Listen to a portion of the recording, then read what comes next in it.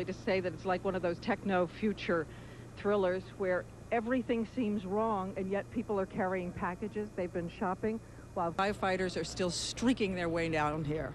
I also want to bring in, if I can, Don Daly. See anything because we saw them running at us, so our job was to just get out of the way. What happened was we couldn't get out of the way fast enough and it caught up with us. We have people crying. They were creating a human chain, literally walking around like this because they couldn't see anything.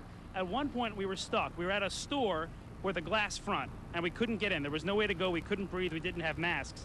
So an officer, a police officer from New York, came in with an axe and literally just bashed in the window and led us into that store. If it wasn't for that, I'm not sure what we would have done, and that's been a huge problem all day. Couldn't just see anything, and that was the problem. What was the heat like, and how suffocating was it for those trying to escape? It was hot, but luckily we were a couple of blocks away, and the bigger problem was all the dust, and it got into your lungs, and you just kept coughing, and you couldn't speak, and you couldn't see. That, I mean, people were walking at the poles. People were crying and screaming. It was a nightmare. It was a nightmare. Well, again, these are just a couple of people who've been on the scene all day, Peter. And as we said, we have watched this footage. We have seen people both heroic, terrified, and mystified. And the scene out here tonight is really just one of complete, almost wounded numbness. And there's no other phrase I can summon at this moment to convey it to you. Thank you very much, Diane. Diane Sawyer, who's been in Midtown Manhattan all day trying to get a grasp of the city and very effectively what's going on around her. Don Daler from ABC News Good Morning America has been down with a couple of freelance photographers. It's freelance photographers who brought us the most intimate, the closest up video of what actually happened at the Twin Trade Towers today. It's a reminder of the world we live in. There's a camera pointed by somebody almost everywhere. Catch you up very quickly on a story to say again what we said before World News Tonight came on, which that U.S. officials speaking for some reasons on the conditions of anonymity say the United States is not involved in any of the violence going on in Kabul, the Afghanistan capital tonight. This appears to be an intra-Afghan affair that the supporters of a leading anti-Taliban leader who was killed the other day have been rocketing the city tonight, so it has nothing, as best we can tell, to do with this. And then, of course, there was the Pentagon, and it just, think back 10 hours, it just began to pile up on us, one thing after the other. One was horrible, the next was third horrible. By the time the Pentagon attacked, shortly after the attack on the Twin Trade Towers, it was amazing. And here's ABC's John McCarthy, who's been there all day. John? Peter, it was at 9:38 this morning. I was innocently sitting in my office at the Pentagon when there was a jolting blast on the other side of the building. You can see it over my shoulder. A large aircraft came down 395, which is a major highway. It clipped off the tops of many of the light poles on the way in, and it slammed into the building. You can see on the one side of the huge gash that 25 windows down along the Pentagon were destroyed. The section of the building that was hit by the fuselage of the aircraft collapsed several minutes after the aircraft hit it. I was able to get an exclusive walk up to the damaged site with some officials who got me through police lines. The area is surrounded with police evidence markings all over. There was a huge area for medical triage that is quiet now. And now they are continuing to fight fires inside the building, Peter, so they can go ahead and try and get anyone who may be still trapped in the rubble. It took them 5 hours before they were able to get into the building initially and begin to look for people who might be trapped and injured. John, we heard a while ago, and there's some chaos here too, as you can understand, about a preliminary casualty figure at the Pentagon. Do you feel you have a good handle on that? I do not have a good handle on it, Peter. There have been wild rumors from several hundred to over 1,000.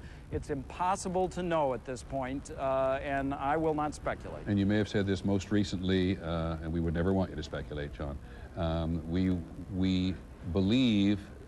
believe you said now what you said earlier before, that the senior military officials of the Pentagon, none of them have been hurt to the best of your knowledge. Don Rumsfeld, the Secretary of Defense, is in just a few minutes going to hold a briefing inside the Pentagon for a very few number of reporters that are over there. And all of the military chiefs have been accounted for, and they have been spending the day in the National... We've very recently had a discussion with the President of the United States. Chairman Hugh Shelton has just landed from Europe. Secretary of the Army, Tom White, who has a responsibility for incidents like this as executive agent for the Department of Defense is also joining me. It's an indication that the United States government is functioning in the face of this terrible act against our country. I should add that the briefing here is taking place in the Pentagon. The Pentagon's functioning. It'll be in business tomorrow. I know the interest in casualty figures, and all I can say is it's not possible to have solid casualty figures at this time. And the various components are doing roster checks, and we'll have information at some point in the future, and as quickly as it's possible to have it, it will certainly be made available to each of you. I'll be happy to take a few questions after asking First General Shelton if he would like to say anything, and then we will allow the others to make a remark or two. General Shelton, Thank you, Mr. outgoing Secretary. Chairman of the Joint Chiefs. Ladies and gentlemen, as the Secretary just said, today we have watched the tragedy of an outrageous act of barbaric terrorism carried out by fanatics against both civilians and military people. Acts that have killed and maimed many innocent and decent citizens of our country. I extend my condolences to the entire Department of Defense families, military and civilian, and to the families of all those throughout our nation who lost loved ones. I think this is indeed a reminder of the tragedy and the tragic dangers that we face day in and day out, both here at home as well as abroad. I would tell you up front, I have no intentions of discussing today what comes next, but make no mistake about it, your armed forces are ready.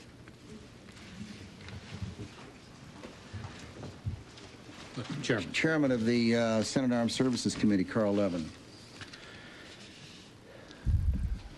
Our intense focus on recovery and helping the injured and the families of those who were killed is matched only by our determination to prevent more attacks and matched only by our unity to track down, root out, and relentlessly pursue terrorists, states that support them, and harbor them. They are the common enemy of the civilized world. Our institutions are strong, and our unity is palpable. Senator John Warner. Thank you. As a past chairman preceding Carl Levin, I can assure you that the Congress stands behind our president, and the president speaks with one voice for this entire nation.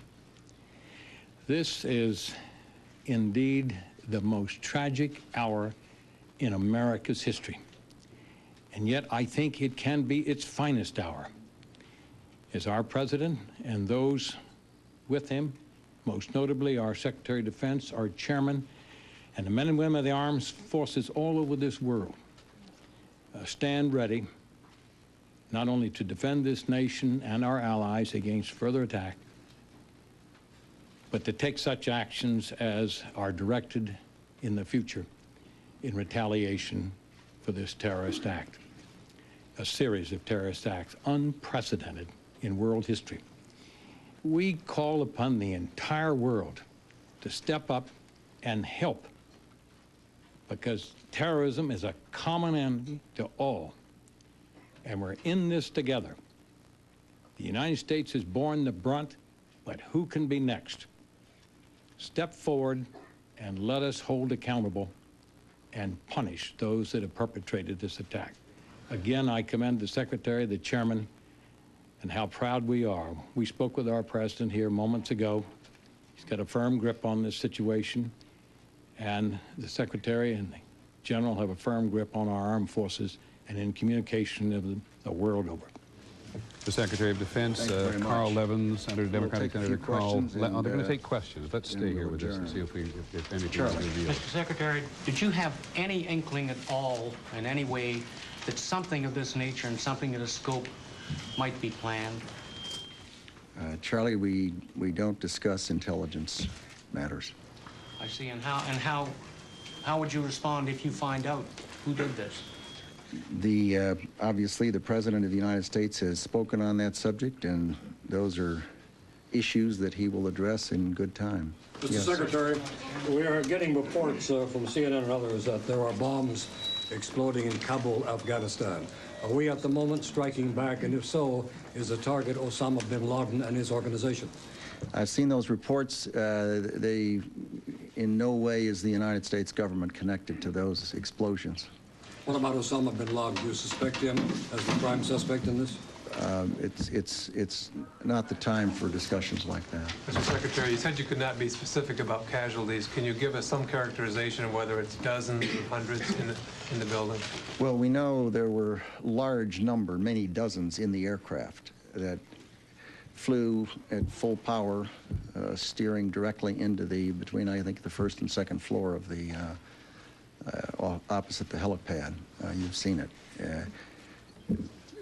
There cannot be any survivors. It just would be beyond comprehension. There are a number of people that they've not identified by name, but identified as being dead, and there are a number of casualties. But the FBI has secured the site, and the information takes time to come. People have been lifted out and taken away in ambulances, and the numbers will be calculated, and it will not be a few. Mr. Secretary, could you tell us what you saw? Mr. Secretary, do you consider what happened today, both in New York and here, an act of war? There is no question but that the attack against the United States of America today was a vicious, well-coordinated, a massive attack against the United States of America. What words the lawyers will use to characterize it is for them. Does that mean Secretary of Defense Don Rumsfeld being asked all the obvious questions, and let's just quickly review them before we move. Did they have any inkling of this in advance? The answer is they don't discuss this. Every single piece of evidence we have seen all day says the United States in no way had any inkling of what was going to happen, and if they did, boy, somebody missed something somewhere. Secretary, reaffirming what we reported to you already, the U.S. has no, or saying again what we've said already, that the U.S. has no involvement in Afghanistan, the violence occurring in Kabul tonight. This is not a time to discuss whether or not the United States suspects Osama bin Laden, but he's been at the top of the list of American suspects for international acts of international terrorism for so long now, it's impossible not to imagine he wouldn't be at the top. Casualties in the building, he says there are many. And then he goes on to make the point that we sometimes forget in covering New York and the Pentagon today, and that is the people who died on the aircraft. 266 people died on 3 aircraft today, 4 aircraft today. The 2 that crashed into the trade towers, the 1 that crashed into the Pentagon, and the 1 that crashed in Pennsylvania today, whether or not it was on a mission or not. Was this an act of war? Secretary of Defense and everybody else in the government today, you can expect to be very careful about using the phrase an act of war, because it imposes on the United States certain requirements to respond in certain ways if they find themselves involved in a war, especially with another country. We believe this is now the President coming from Andrews Air Force Base to the White House, but it was Senator John Warner, one of the most senior politicians involved with the military for many, many years now, and a man with a real sense of history and knowledge of history, surely, who describes this as the most tragic hour in America's history. I think there will be people, not least of whom are historians throughout the country, will argue with the senator about that today, given the attack on Pearl Harbor, given the invasion of Normandy, and heavens knows, given the first and most tragic days of the Civil War in 1861, who will argue with that characterization. But it does give you some real sense at the moment of how intense the feeling is, not only in the political establishment in the country as a whole as well, and all sorts of other countries. I'm getting messages from countries all day today, people deeply, profoundly shaken by the experience that the United States has had today. I want to go to Washington now because Claire Shipman is there right opposite the White House We'll come back to Charlie Gibson and casualties in just a moment. But as we think, Claire, that the president may indeed be arriving, are those helicopters, Air Force or Marine One, as it's called, the president's helicopter coming from Andrews Air Force Base? Yes, that's right, Peter. And in fact, we're told the only reason that his security team felt comfortable letting him chopper back to the White House was because there is substantial air cover in the area keeping him protected. But it has been a long day for him, as you noted, and he has, we're told from people who were with him, wanted to get back to the White House all day, but again was listening very closely to his security team, who wanted to be absolutely certain that that was going to be all right. We were talking earlier, the president is very eager to make plain tonight that his mood is retaliatory, to express impatience. We got a little bit of a hint of that from a statement from Ari Fleischer, his press secretary today, who said not so long ago, "We will find these people and they will suffer the consequences of taking on this nation." I wouldn't be surprised to hear something like that from the president tonight. Equally eager to get back, Peter, just as the president is back, congressional leaders, they're planning to make a public statement tonight at 7:30 p.m. Again, everybody wanting to show this is business as usual in Washington, certainly not usual in the way we would ever define it, but they want to show a government that is up and functioning, because they think that the PR element here, in terms of sending a message around the world, is every bit as important as security measures. As we wait, I'm going to bring in the voice of Charlie Gibson at the moment, because I do not want to go away from this scene on what I assume is the south lawn of the White House. We'll just stay with this and watch the president come out. But Charlie, you've been trying to get some kind of handle on casualties throughout the day. Have had any success? Well, no, Peter. People want a number, and as if it were some way to quantify these most horrific of acts. And properly, no one has been willing to speculate on what that number may be. Obviously, any low number would have to be ratcheted up at some point, and to give upper-end estimates are probably too horrible to imagine. As the mayor of New York, Rudolph Giuliani, said, when we get the final number, it will be more than we can bear. The concern, obviously, is that there were emergency workers inside the World Trade Centers when they collapsed, when the Twin Towers came down, and the evacuations had not been completed. And as the Secretary of Defense said a moment ago, when we get the totals from the Pentagon, it will be a lot more than a few. We do have some estimates on injured, but again, these are highly unreliable. The mayor, again, saying at least 2,100 injured in New York, 1,500 taken to Liberty State Park across the Hudson River in New Jersey, 600 taken to hospitals, and the most chilling, one of the most chilling quotes that we've heard today, St. Vincent's Hospital here in New York had more than 200 injured. One doctor, Stephen Stern, saying there are hundreds of people burned head to toe, and we know many burn victims have been evacuated, some as far away as being taken to Canada, some being flown to Vanderbilt Hospital in Nashville. The military apparently flying those burn victims out. Thanks, Charlie. There he is, the president, coming back from a trip that has taken him first to Florida today to talk about education, when ironically the political establishment in Washington wanted to talk about federal budget and keeping the country out of recession.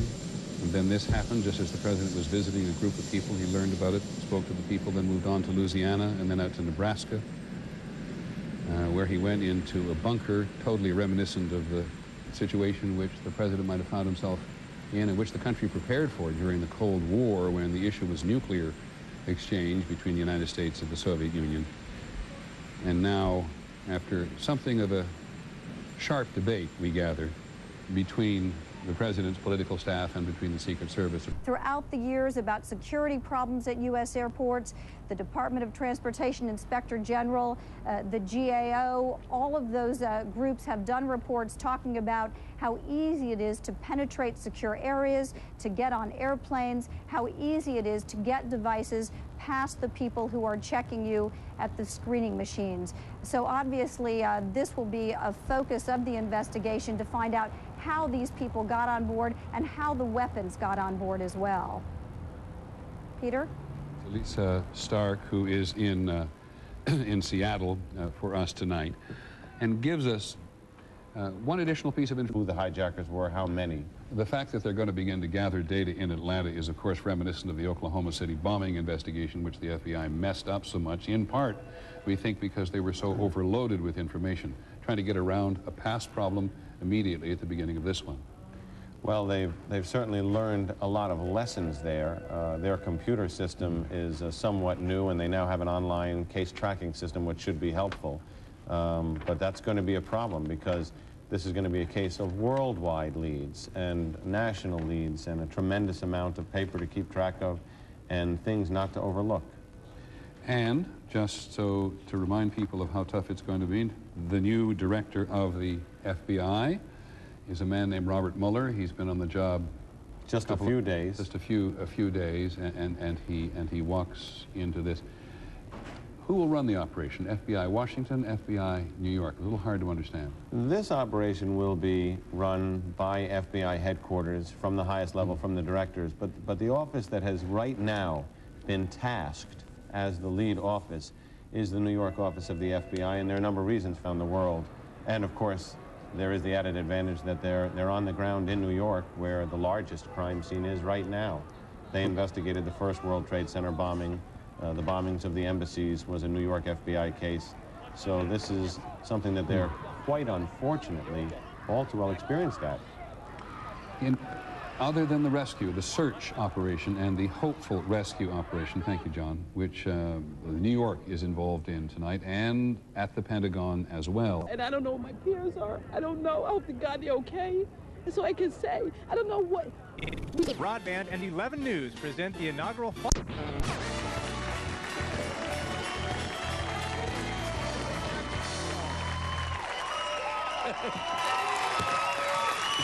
My next guest began a national tour October 18th in Phoenix. Tonight they're performing their hit single Alive from their critically acclaimed new CD Satellite. Please welcome P.O.D.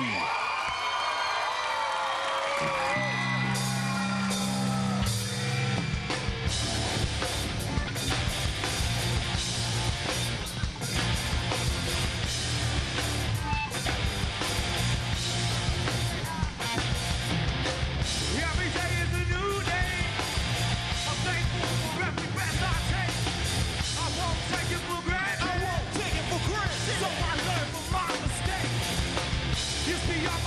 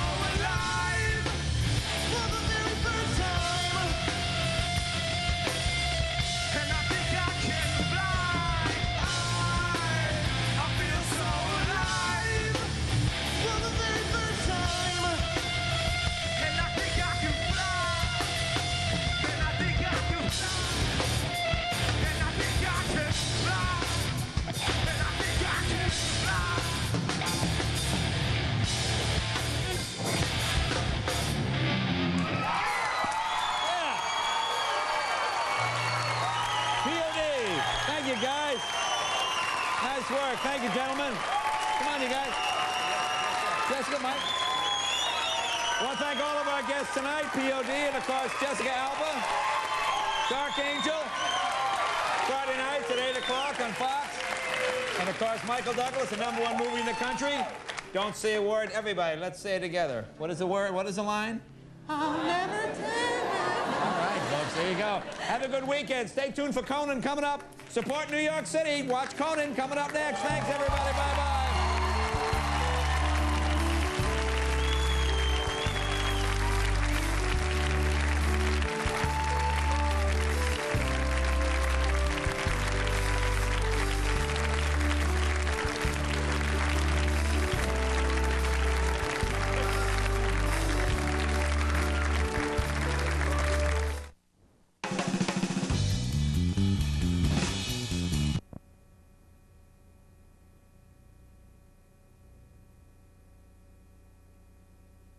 Michael Douglas.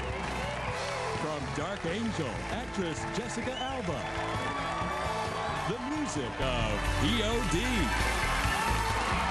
And 15 Seconds of Fame. And now, Jay Leno.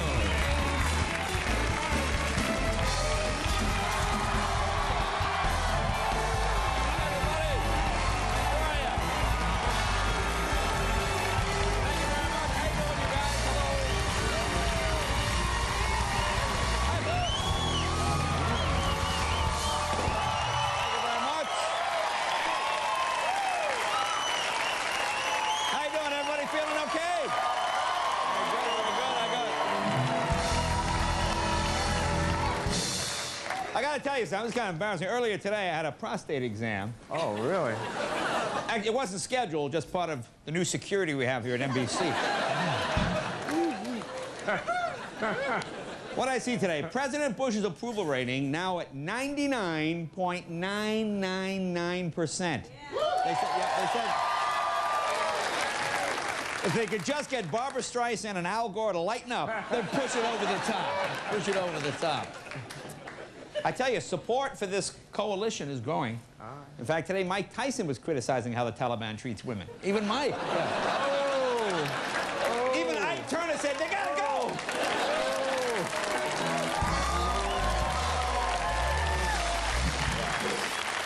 I tell you, it's good to see everybody doing their part. Even in Beverly Hills, listen to this. Guys in Beverly Hills have even stopped wearing the Afghan sweaters tied around the neck, you know?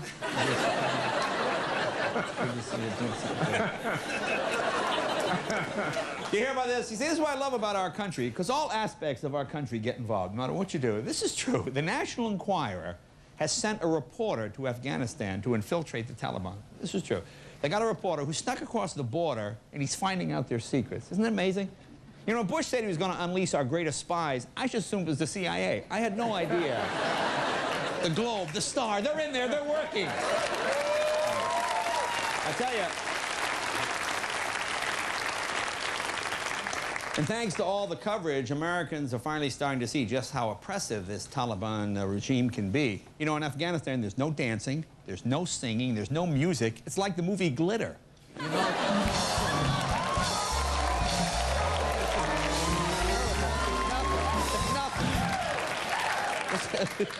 Oh, that's cool. Now, here's something bizarre. Listen to this. Now, I saw this today on MSNBC. There are reports that the Taliban uses sheep as mine detectors. You know how this works? This is what they do. But they send the sheep out, and if it hits a mine and blows up, then the Taliban leaders have dinner. And if the sheep misses the mine, then they have a date. You see, it works out. It works out perfect.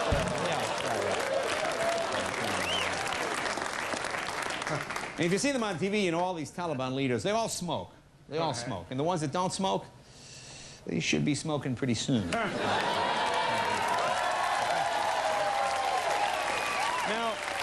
if both the covers in Time and Newsweek were about biological attacks, you see that? Time and Newsweek, they had people in gas masks and all this. And, I mean, that doesn't look very likely. But the U.S.